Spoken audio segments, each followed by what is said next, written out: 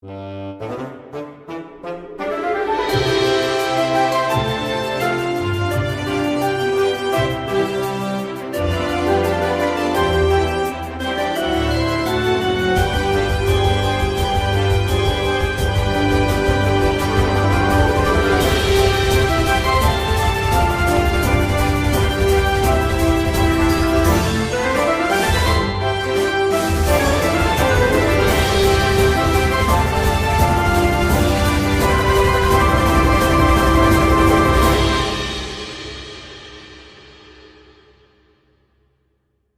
fine morning for apple collecting, wouldn't you say, Applejack? Sure is, Trevor. Especially with the bees helping out. Their honey's the secret to our famous honey apple cider. Good morning, Applejack and Trevor. I see you're both as bright and cheerful as my splendid red suit. You certainly do take pride in your looks, James. Say, Applejack, what's with all the beehives? These here bees help us make our special honey apple cider.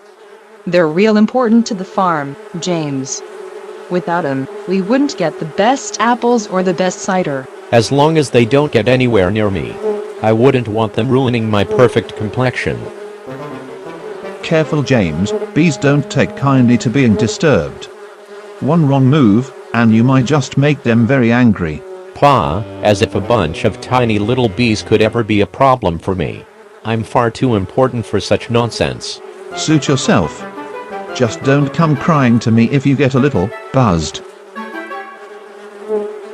Take care, Applejack. And don't let James get too close to those hives. No promises, Boko. See y'all later.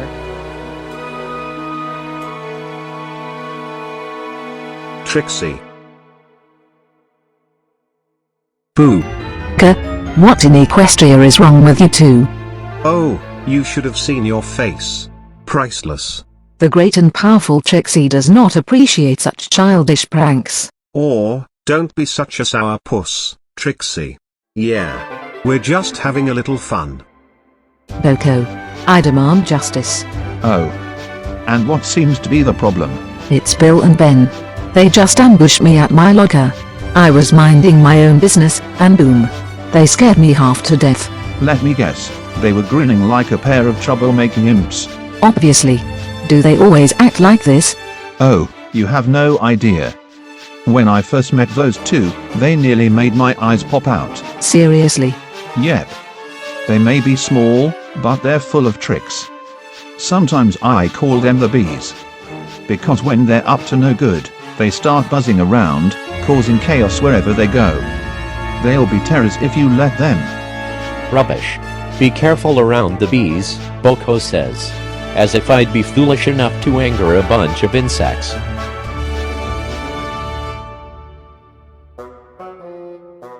Oops. Our mistake.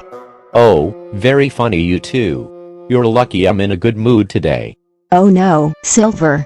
Looks like we make poor James upset. Yeah, we wouldn't want to sting his ego, would we? Oh, I'll give you something to laugh about.